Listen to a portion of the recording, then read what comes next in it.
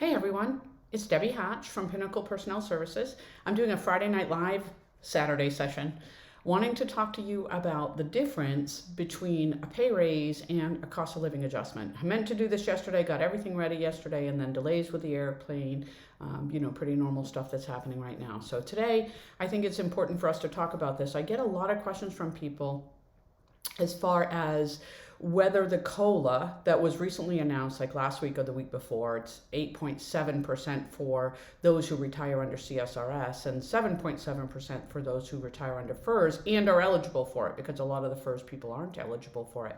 But we've heard those numbers, and so I have a number of people contacting me saying, hey, I'm going to retire on the 31st of December, so is this cost of living adjustment going to be included in my retirement? And the answer is no. So because that question comes up so often, I wanted to talk about what the difference is. A pay raise is only while you're working. A pay raise is designed to help you pay your bills, right? You're working, you get more money, you're able to pay for more things. Maybe you can put more money into your TSP, save more for retirement, whatever. Pay raises for the federal government are normally approved by Congress.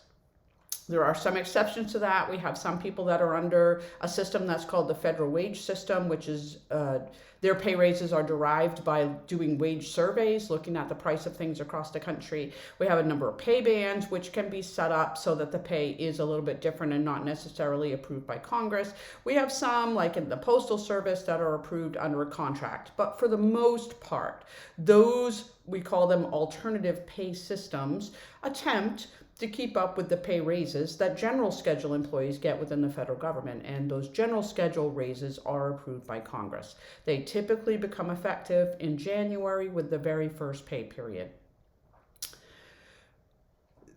The pay raise not only allows you to potentially put more money into your savings for retirement, not only gives you more money to pay your bills, but also potentially increases your high three average salary for retirement.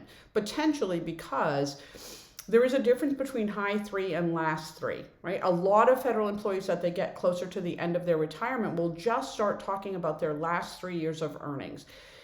It's the high three that we're looking at for your pension. Most of the time, we will find those highest 3 years in the last 3 years that you work, simply because you've had pay raises, you've had step increases, you've had promotions. Normally, it is the last 3 years that we'll find the highest three, but that isn't true for everyone. What we're looking at for your high three to calculate your retirement is the highest consecutive 3-year block when you were making the most basic pay. So the way I like to explain it in the classroom is by saying, if you can visually imagine me having a clear glass block that represents 3 years, I would simply set it on your records, anything that happened to your pay, and start sliding that block around. Wherever I come up with the highest block, that's what I use to calculate your pension. That's your high three. Like I said, for most of us, that's going to be the last three, but that's not true for everyone. So there's a potential when I get a pay raise that it is increasing my retirement, since it is potentially, assuming my last three is my high three, increasing my high three average salary. When we talk about this high three average salary, so what I've got up on the screen right now is the calculation that we use to figure out how much to pay federal employees when they retire. We're going to take their creditable length of service, civilian time, military deposited time, sick leave, and we're going to multiply that by the high three average salary, which we're then going to multiply by a formula, different formula for different retirement options. Not going to get into all of that today. But when I multiply those three things together, then what I get is the annual retirement. A lot of people, so there's a lot of bad information out there, right? We just try to help one another, and it's not always factual. A lot of people think that the high three is their last three, and also think that whatever the salary is when they retire, we're going to use all of that to calculate their high three average salary, and that's not true. That high three is prorated. And we've talked a little bit about it before, but I want to remind you again here. We will do a calculation for your high three average salary where we look at the amount of time that a salary was in effect. and we will divide the amount of time that that salary was in effect by 360 days, since that is what the Office of Personnel Management considers one work year to be. So I've got an example right here where somebody had a within grade increase that was effective on January 2nd of 2021.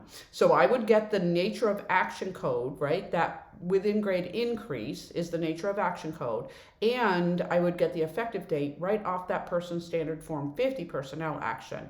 Now the ending date is the day before anything else happened.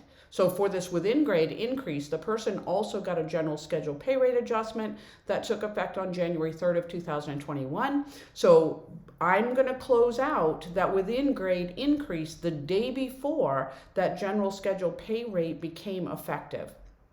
Now, if I subtract June 12th of 2020 from January 2nd of 2021, I find that there are 6 months and 20 days between those two dates.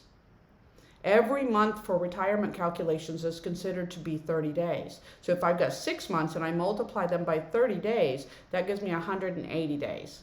I had an additional 20 days, so I add that in. Now I've got a total between these two dates of 200 days.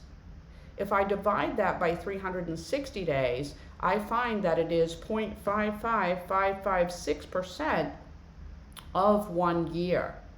So you see they're sitting in this job with a salary of $68,777, but they don't get credit for all of that because they only sat there for a little bit more than half a year.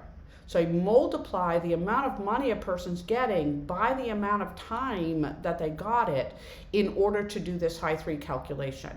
Now I'm bringing this up because as we talk about pay raises, which typically become effective with that first pay period in January, and here specifically for GS employees because the federal wage system get their raises at a different time of the year.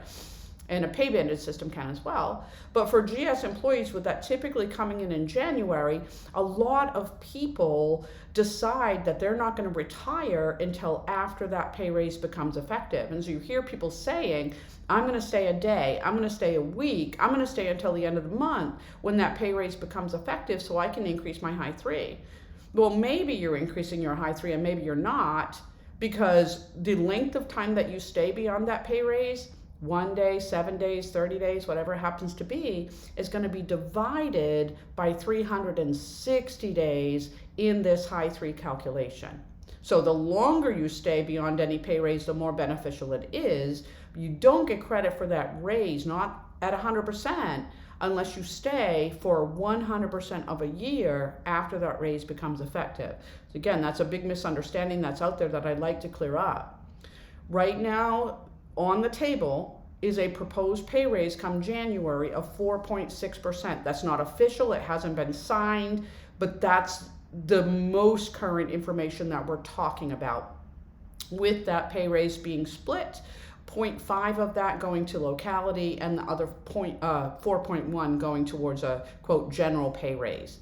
Now locality is looking at how expensive it is to live in a certain area. The United States is broken up into 53 different locality regions for our federal employees. And depending on where I'm living and how expensive things are in that area, we have a different amount of locality.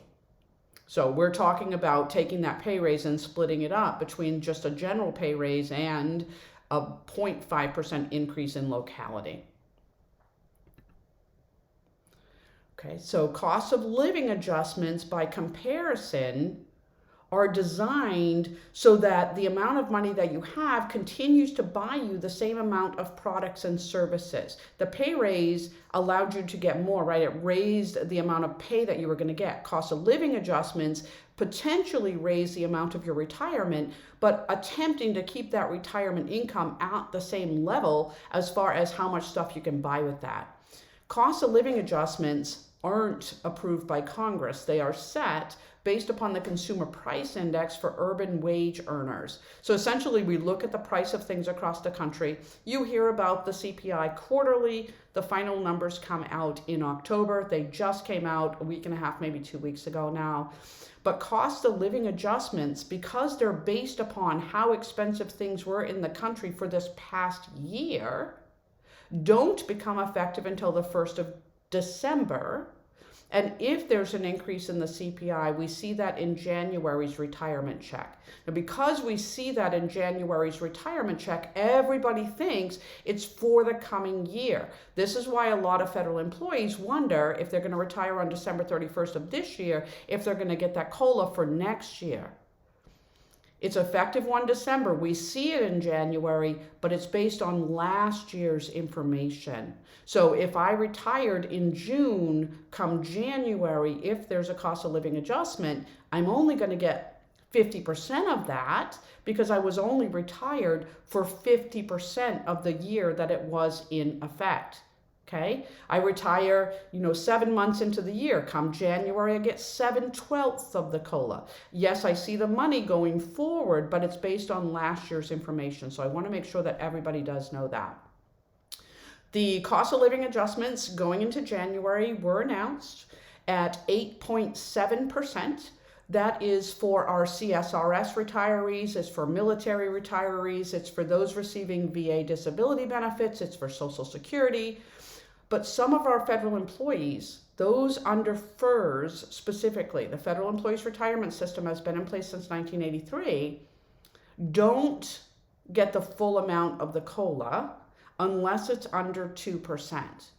If COLA is above 3%, what the people under FERS get is the CPI minus 1.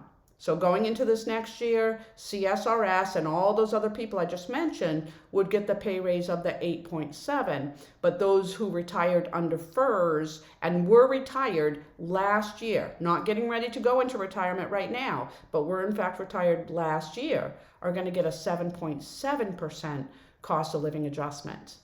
Now, not everybody who retires under FERS is eligible even for that though. Under FERS, unless you retire on a disability or you retire under special provisions, which is federal firefighters, law enforcement officers, air traffic controllers, some very, very limited reserve technicians. I don't get COLA just because I retire as an air reserve technician, but if I retire under a special option, I do. So special provision employees do receive the COLA if there's an increase in the CPI, and that is from the 1st January after they retire. Otherwise, if I don't retire under special provisions or a disability, otherwise under FERS, I don't get any cost of living adjustments until I'm 62. They start automatically at 62. I don't have to apply for them. I don't have to ask for them. But I do have to turn 62 before I get a cost of living adjustment under FERS unless I retire on a disability or I retire under special provisions, as I said.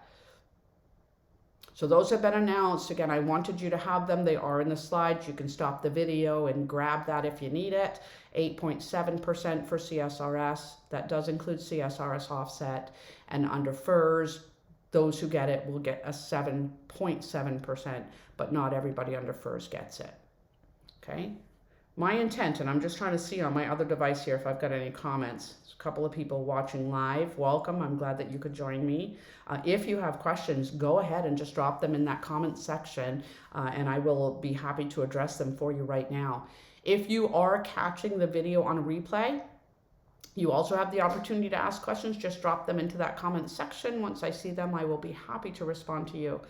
Big, big difference, though, between pay raise, cost of living adjustment, pay raise while you're working, cost of living adjustment after you retire, but only beginning with that January after you retire. If you're going out in December of this year, you do not get this cost of living adjustment in January.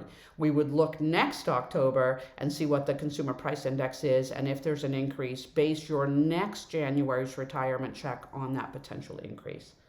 I'm Debbie Hatch, Pinnacle Personnel Services. Happy to try to make these things a little bit easier to understand. Let me know if there are specific topics that you would like for me to talk about. Let me know if you have any questions about this one. I hope you're having a great weekend. Take care of yourself.